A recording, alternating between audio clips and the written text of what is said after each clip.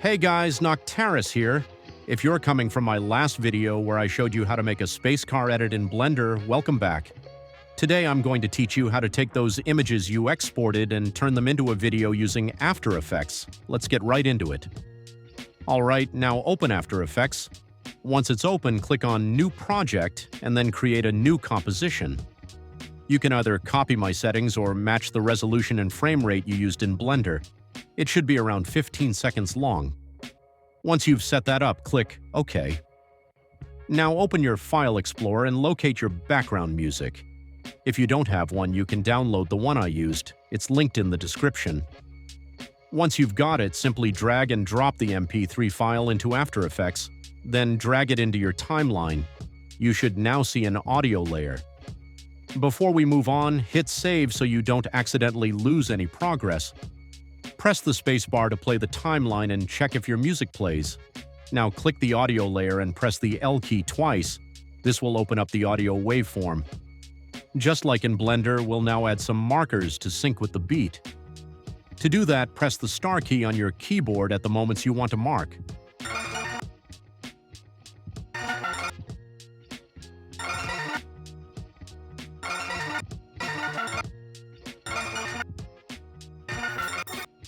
Once you're done adding the markers, press L twice again to close the waveform.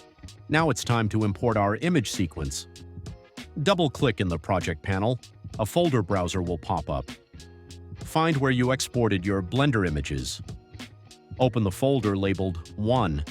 This is our first animation clip. Select the first image, then shift-click the last image at the bottom of the folder. You'll see a checkbox that says PNG Sequence. Make sure that's checked, then click Import. Now you should see your full image sequence in the project panel. Drag it down to your timeline. If the clip doesn't quite reach the second marker, that's likely because of a frame rate mismatch. For example, if you exported at 24 frames per second from Blender but your After Effects composition is 30 frames per second, the clip will appear shorter. You can skip this part if your sequence lines up correctly with the markers. For those of you running into that clip length issue, don't worry, I've got you. First, right-click on your image sequence layer in the timeline, go to Time, then click on Time Stretch. A box will pop up where you can change the stretch factor. If your clip is too long, lower the number. If it's too short, like mine, increase the value until the clip fits perfectly with the markers. I'll fast-forward this part since it took me a bit to get everything just right.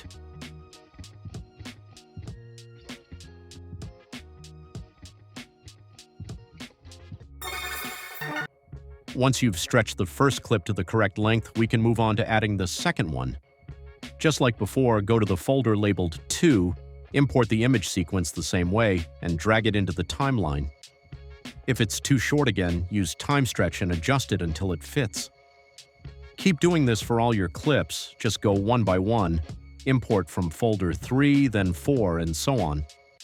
Make sure each one lines up properly using markers and stretch the duration if needed. Once you've added all your clips and aligned them perfectly with the markers, it's time for the fun part, effects. Start by selecting your first clip in the timeline, then go to the top, click Layer, then New, and choose Adjustment Layer. You'll now see a new layer stretched across the whole timeline. Cut it to wherever you want the effect to stop, like when you want the video to become unpixelated. Now, with the adjustment layer selected, go to the Effects tab on the right. Search for BCC Mosaic and drag it onto the adjustment layer. Now change the sample factor from quarter to full so it looks clearer, and then on the left side set the pixel value. I recommend around 16 for a solid pixelated look.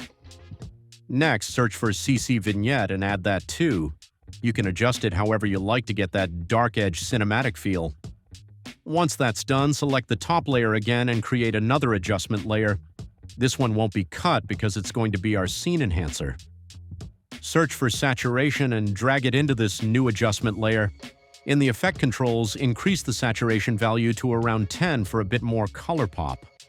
Then search for brightness and contrast. These settings will depend on your scene, so adjust them to your liking.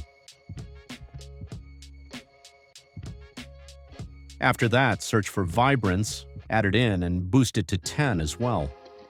Finally, search for Sharpen. This one's important for improving the overall image clarity. I recommend setting it to around 25, but don't go too high or it might make your video look overprocessed. And that's it. Your scene is now enhanced and ready to be exported.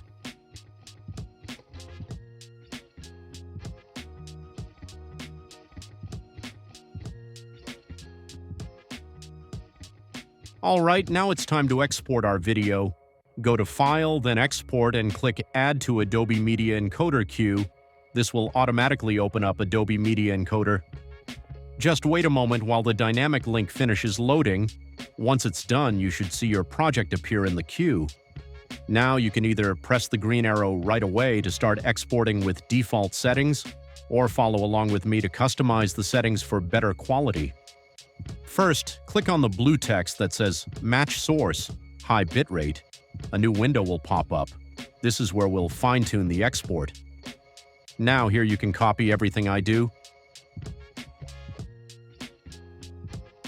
Scroll down to the bitrate settings section. I recommend setting the target bitrate to somewhere between 12 and 20 megabits per second. This will give you much better video quality without making the file size too large. Once you've made those changes, click OK. Now you're all set. Just hit the green play button and Media Encoder will start exporting your video. And that's it. You've officially turned your image sequence into a high-quality video. And that's a wrap. I hope this helped you bring your space car edit to life. If you found this useful, don't forget to like, subscribe, and hit the bell icon so you don't miss the next tutorial. I've got more awesome edits coming soon. Thanks for watching, and I'll see you in the next one.